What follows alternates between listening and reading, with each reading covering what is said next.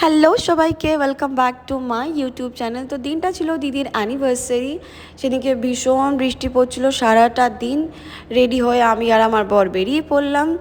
Wait করছিলাম নিউবাগপুর স্টেশনের বৃষ্টি কখন কমবে, তারপর বেরোবো। বৃষ্টির মধ্যে আমার খুব শখ হয়েছিল যে আমি শাড়ি পরবো। যাক, তবুও শাড়ি টাড়ি পরে সুন্দর রেডি হয়ে বেরিয়ে পড়েছিলাম।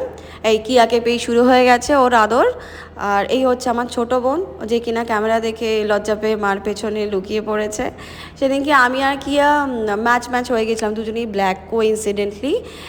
যা কিয়া এতে খুব খুশি হয়েছিল, দুজনেই আমরা ম্যাচ করেছিলাম। আর আমার বর বাই কালার পরেছিল, হোয়াইট কালার। ইনিও বৃষ্টিতে পুরো ভিজে গেছিলো সেদিনকে।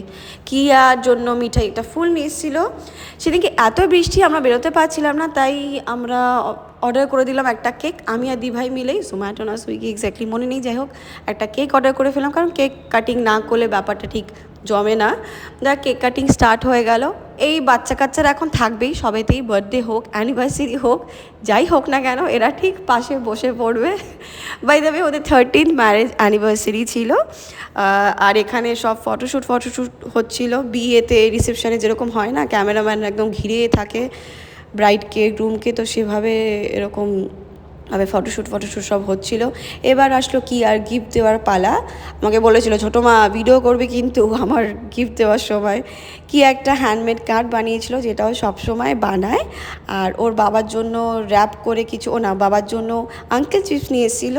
এই বক্সটা বোধহয় মায়ের। আচ্ছা, র্যাপ করে একটা কিটক্যাটও দিয়েছিল ওর বাবাকে। আর এক বক্স চুড়ি নিয়ে এসেছিলো দিদির জন্য। যাক, দিনটা ভালোই কাটলো, সুন্দর একটা দিন ছিল।